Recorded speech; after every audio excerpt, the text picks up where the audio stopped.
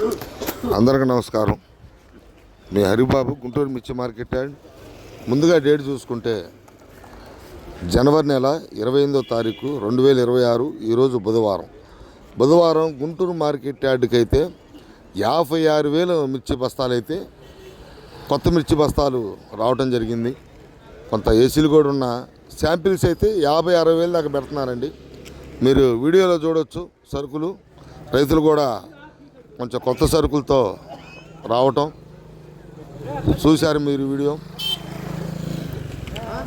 పొద్దున పూట వీడియో కూడా అసలు మార్కెట్లో సరుకులు ఏ విధంగా హడావుడి ఉంది, వ్యాపారస్తుల హడావుడి ఎట్లా ఉందనేది వీడియో ద్వారా మీకు ప్రతిరోజు కూడా తెలియజేయడం జరుగుతుంది.